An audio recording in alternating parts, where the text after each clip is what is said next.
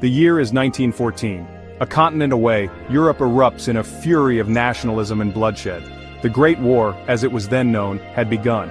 America, geographically distanced and ideologically hesitant, chose neutrality. President Woodrow Wilson, echoing the sentiments of many Americans, declared a policy of isolationism. "We must be impartial in thought as well as in action," he proclaimed, believing America should remain a beacon of peace in a world consumed by war. However, maintaining this neutrality proved increasingly difficult as the war raged on. The Atlantic Ocean, once a comforting buffer, was shrinking in the face of modern warfare. German U-boats, a new and terrifying weapon, prowled the seas, threatening American ships and challenging its isolationist stance. The sinking of the Lusitania in 1915, a British passenger liner carrying American citizens, sent shockwaves through the nation. Though not the sole trigger, this tragedy highlighted the growing threat to American lives and interests. The war that had once seemed distant now felt all too real. The Lusitania sinking, while a pivotal moment, was just one factor pushing America closer to war. Germany's unrestricted submarine warfare, targeting any and all vessels aiding their enemies, inflamed American public opinion. The Zimmermann telegram, a secret diplomatic cable intercepted by British intelligence, further fueled the fire. In it, Germany proposed an alliance with Mexico, promising them American territory in exchange for their support. This revelation of German intrigue, coupled with growing economic ties to the Allied powers, shifted American sentiment. The idea of a German-dominated Europe hostile to American interests became increasingly unacceptable. President Wilson's calls for peace and neutrality, once resonating strongly, now faced mounting pressure. On April 2, 1917, Wilson stood before a special session of Congress. The world watched as he delivered his now famous declaration, "The world must be made safe for democracy." With those words, America abandoned its neutrality and entered the Great War on the side of the Allies. The American entry into the war, though belated, brought with it a much-needed surge of manpower and resources. The American Expeditionary Force, led by General John J. Pershing, began arriving in Europe in 1917. Their presence, though initially small, provided a vital morale boost to the weary Allied forces. These doughboys, as they were nicknamed, were eager to prove themselves on the battlefield. However, they were largely inexperienced compared to their European counterparts who had been fighting for years. The AEF faced a steep learning curve, adapting to the brutal realities of trench warfare and the horrors of modern weaponry. Despite their inexperience, the American troops brought with them a sense of optimism and a determination to end the war.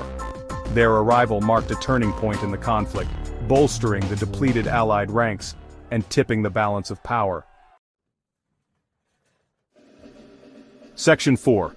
Turning the tide: Key Battles and Military Strategies. The American Expeditionary Force, though initially playing a supporting role, soon became instrumental in key battles. Their presence allowed the Allied forces to launch major offensives, pushing back against the German advances. The Battle of Belleau Wood, in the spring of 1918, marked the first major engagement for the AEF.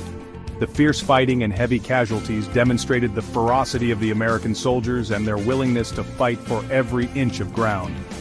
The Meuse-Argonne offensive, launched in September 1918, proved to be one of the largest and bloodiest battles in American history.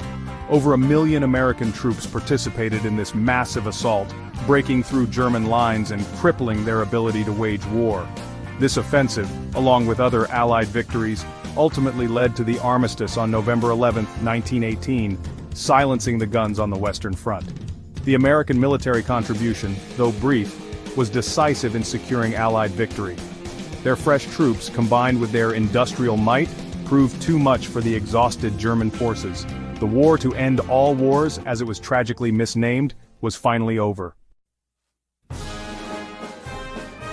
Section 5. The Home Front: Societal Changes and Industrial Mobilization. While the doughboys fought overseas, America underwent its own transformation on the home front. The war effort demanded an unprecedented mobilization of industry and manpower. Factories switched from producing consumer goods to churning out munitions and supplies for the troops. Women, traditionally confined to domestic roles, entered the workforce in droves, filling the void left by men fighting overseas. The government implemented rationing programs, urging citizens to conserve food and resources for the war effort. Propaganda posters adorned public spaces, stirring up patriotic fervor and urging citizens to do their part. The war, once a distant conflict, now permeated every aspect of American life. Section 6. A New World Order, America's Impact and the Treaty of Versailles. The guns fell silent in 1918, but the task of forging a lasting peace proved far more challenging. The Treaty of Versailles, signed in 1919, officially ended the war, but sowed the seeds for future conflict. Woodrow Wilson, a key architect of the treaty, championed the creation of the League of Nations, an international organization aimed at preventing future wars. He envisioned a new world order, governed by diplomacy and cooperation rather than by force. However, the treaty's harsh punishments against Germany, including crippling reparations and territorial losses, bred resentment and instability in post-war Europe. The U.S. Senate, wary of entangling alliances and foreign commitments, ultimately rejected the Treaty of Versailles and refused to join the League of Nations. Wilson's vision of a new world order, though noble in its intentions, ultimately failed to prevent the outbreak of another devastating war just 2 decades later.